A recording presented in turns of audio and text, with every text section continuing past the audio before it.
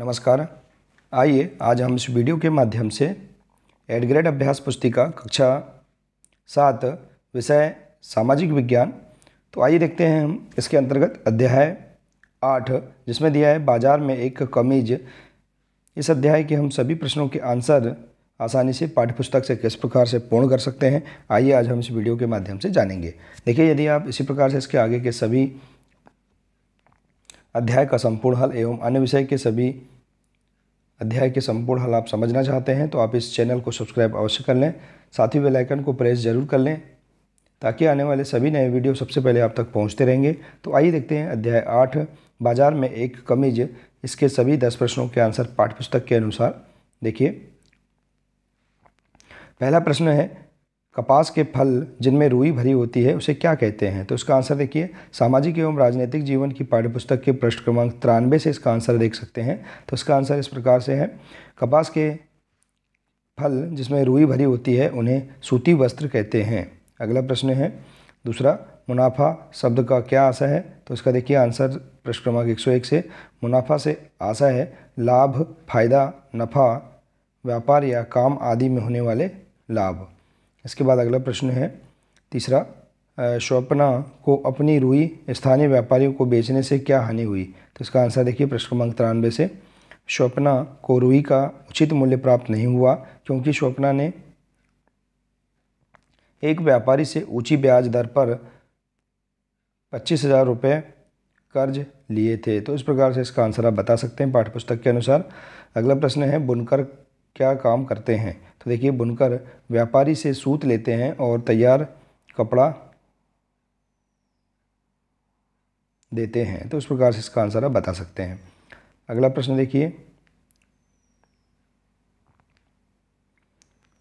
प्रश्न 5 है, दादन व्यवस्था को समझाइए। तो देखिए, इसका आंसर पृष्ठ क्रमांक 96 से, दादन व्यवस्था में जहां व्यापारिक कच्चा माल देता है और तैयार माल प्राप्त करता है, वे माल देने वाले से न्यूनतम मूल्य पर माल खरीदने की मांग करते हैं। साथ ही वे सामान की उच्चतम स्तर की गुणवत्ता और समय पर सामान देने की शर्त भी रखते हैं।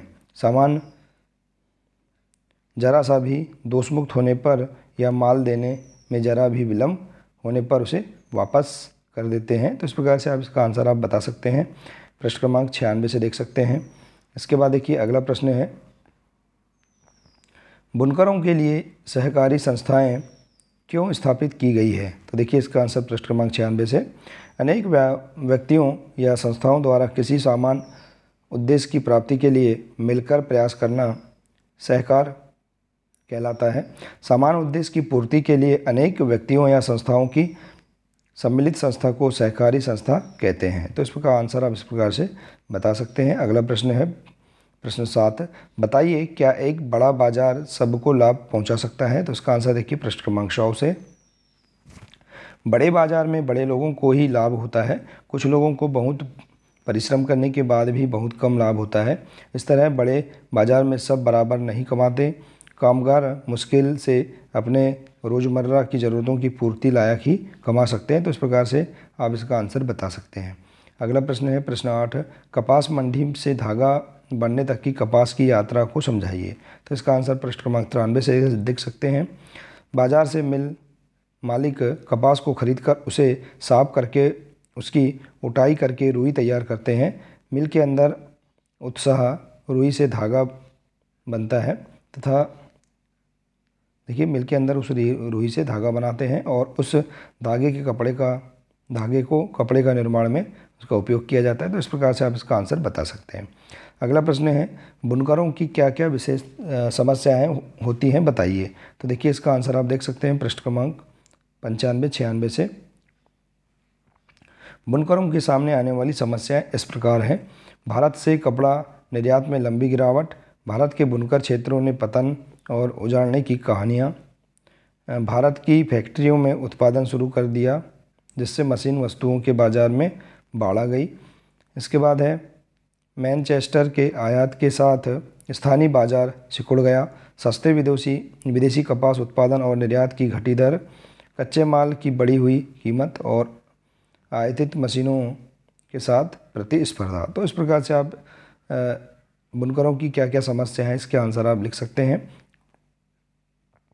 अगला प्रश्न है प्रश्न 10, बाजार में लाभ के आधार पर असमानता कैसे दिखाई देती है। तो इसका आंसर देखिए, एक और बाजार लोगों को काम करने, उन चीज़ों को बेचने के अवसर देता है और जो वे उगाते हैं या बनाते हैं। बाजार से धनवान और शक्तिशाली लोग ही प्रायः सर्वाधिक कमाई करते हैं। गरीबों को धनी लोगों पर निर्भर रहना पड़ता है, इस निर्भरता के कारण गरीबों का शोषण होता है। तो आप इस प्रकार से इसका आंसर लिख सकते हैं पाठ्यपुस्तक से। तो देखिए, इस प्रकार से आप यहाँ पर इस अध्याय के सभी 10 प्रश्नों के आंसर आसानी से आप अपनी भूगोल, सामाजिक विज्ञान एवं राजनीतिक जीवन की पाठ्यपुस्तक के पृष्ठ क्रमांक से खोजकर आप लिख सकते हैं। देखिए, तो आशा है कि आपको इस अध्याय के सभी प्रश्नों के आंसर आपको समझ में आ गए होंगे। मिलते हैं इसी प्रकार से अगले नए वीडियो के साथ। नमस्कार।